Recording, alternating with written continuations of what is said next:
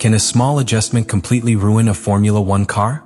What happened between FP1 and FP2 for Hamilton to go from hope to total frustration in Imola? Today I explain it to you. On Friday he began with a ray of hope for Lewis Hamilton in the historic Imola route. In his first free practice at the wheel of the Ferrari SF25, the British pilot gave clear signs that both he and the car were in tune. The fifth place achieved in the timetable with a chrono of 1:16,641 not only positioned it among the fastest of the day, but was also interpreted as a reflection of competitive balance and potential. This result was no accident or fruit of a miraculous return. Hamilton completed 22 turns in that session, combining batches with soft tires to assess pure performance and turns with fuel load to simulate race conditions. That variety in the work program indicated that the team was following an orderly plan and that Hamilton had confidence to execute each block without shocks. At a technical level, the most remarkable thing was the sensation of equilibrium of the car. In his own words, Hamilton explained that he did not feel that there was much to improve in terms of SF25 behavior. That, coming from such a demanding pilot, is an important validation for Ferrari, which this year competes under the added pressure of having 7 times world champion in their ranks. Imola, in addition, was not any scenario. It is the house race for the Scuderia, a circuit with history, high-demand curves, and an audience that expects results. Having a competitive car since the first session was not only desirable, it was essential to reinforce the narrative that Ferrari is ready to fight for everything. However, all that confidence built in so much detail collapsed in a matter of hours. In the FP2, Hamilton met a completely different car. The changes that had been made between both sessions were minimal, almost anecdotal. But the result was an abrupt fall in performance. It went from being among the top 5 to be relegated to 11th position, a difficult difference to explain in normal conditions. This type of fall does not occur by chance, and is even more frustrating when the pilot knows that he has not made mistakes and that the technical approach between sessions was conservative. The most disconcerting for Hamilton was the disconnection between what I expected to find on the track and what it really experienced. He explained it disbelief. The settings he made were so small that they should not have had any remarkable effect. Instead, the car became erratic. This uncertainty generated a sensation of vulnerability, not only in terms of stopwatch but also of sensations. When a pilot loses the reference of what he feels in the car, his driving style is destabilized, his trust decreases and begins to pilot defensive. In addition, in a session where the other pilots continued to improve and lower their times, Hamilton saw how their performance not only did not progress, but receded. This situation is particularly alarming in a team like Ferrari, which usually works with conservative methodologies and where pilots have a very limited margin for personal adjustments without technical approval. The fact that 2 small variations triggered such a severe negative effect highlights the fragility of the tuning of the SF25 in certain scenarios. It is not simply a case of a difficult car, it is a symptom that there is an extremely narrow operation window, where the slightest detour can have disproportionate consequences. The contrast between both sessions was, therefore, more than a difference in the times. It was the reflection of a structural problem, of a lack of technical predictability that not even a pilot with Hamilton's experience and talent could manage in real time. And in Formula One, when technical problems combine with the lack of adaptability in a short margin of time, the result is always the same: frustration. The real turning point on Friday in Imola for Lewis Hamilton was not only its fall in the timetable, but the resurgence of a problem that has persecuted Ferrari since the beginning of the 2025 season: the brake system. This component, crucial in a technical circuit such as Imola, where aggressive and precision braking are key to making a difference, became the Achilles heel of Hamilton and Ferrari in general. From the radio of the team, the complaints soon arrived. Hamilton's tone was clear and cutting: "These damn brakes are a problem." That phrase was not an isolated comment, but the confirmation that what was happening on the track was a repetition of already known and not corrected failures.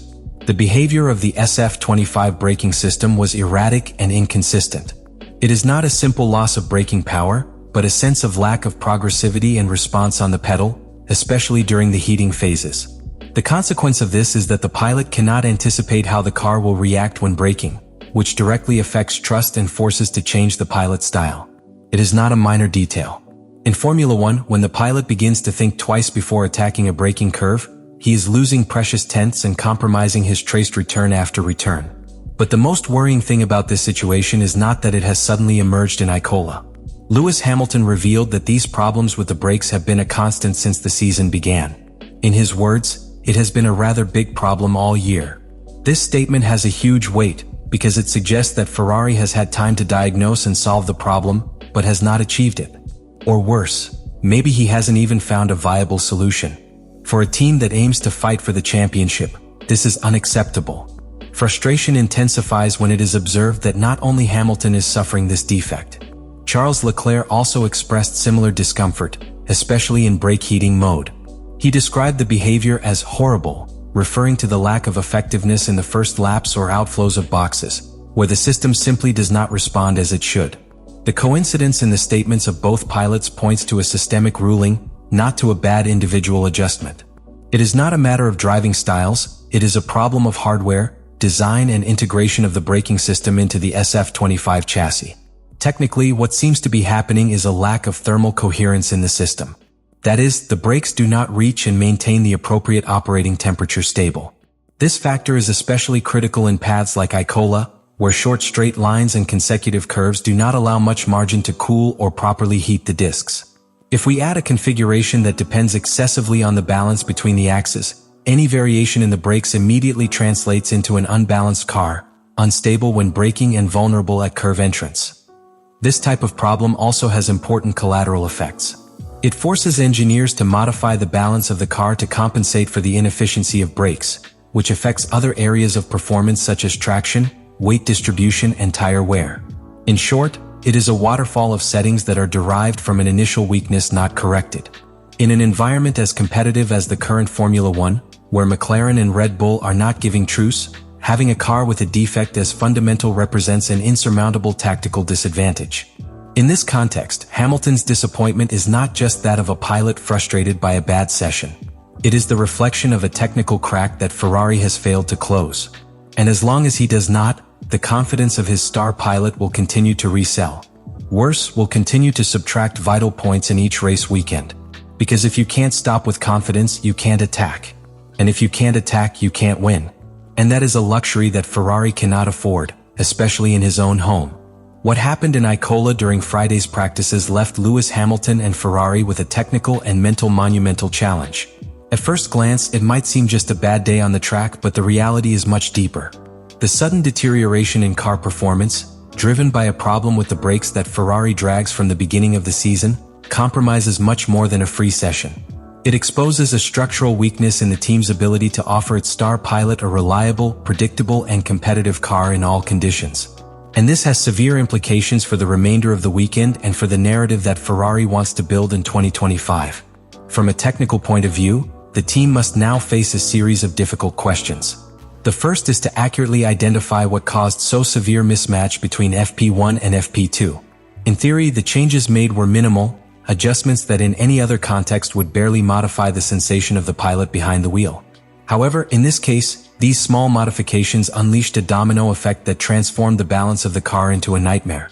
That suggests that SF25 is extremely sensitive to variations in the setup. This level of sensitivity may seem positive for fine-tuning in expert hands, but in reality it is a sign of fragility. Any step outside the optimal range, however, can generate a disproportionate response from the car. In addition, there is an immediate logistics problem.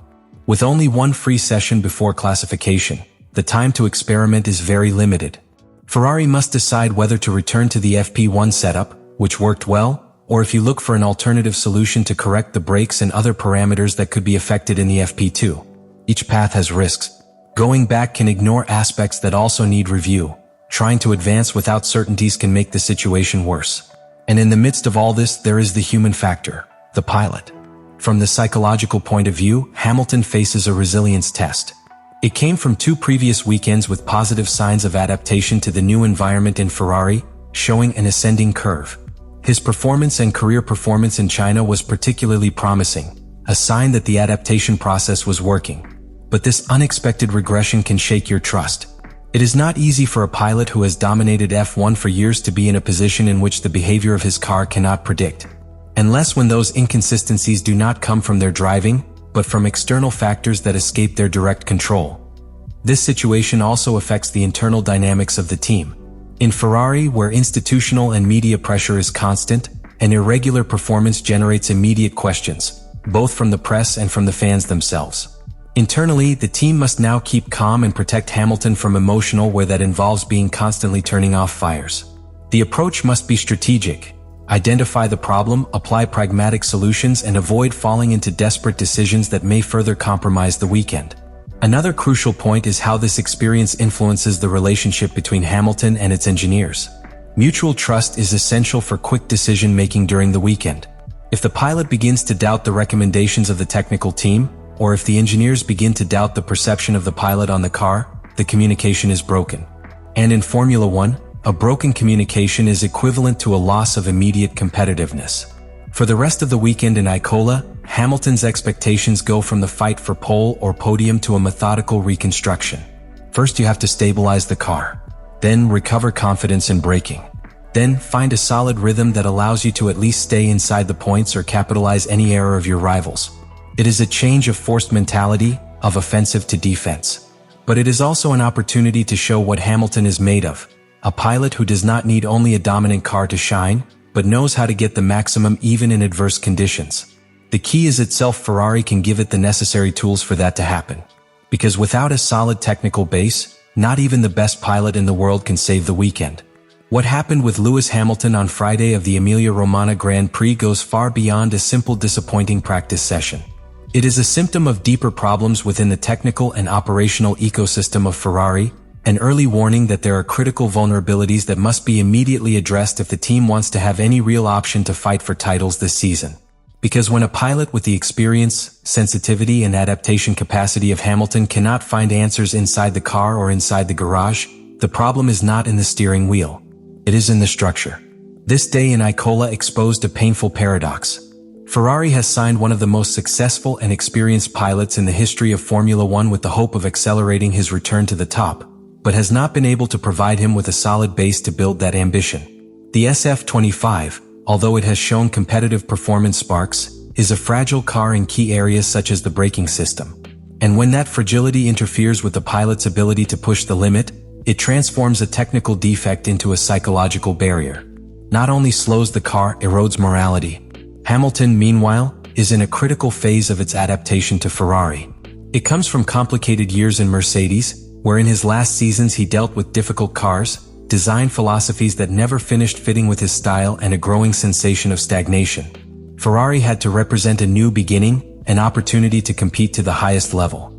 But the problems of SF25 are beginning to sow doubts about whether that quality jump is really possible with the current infrastructure. And that changes everything. Because if the environment does not improve, time begins to play against. And every grand prize where you don't advance is a wasted prize.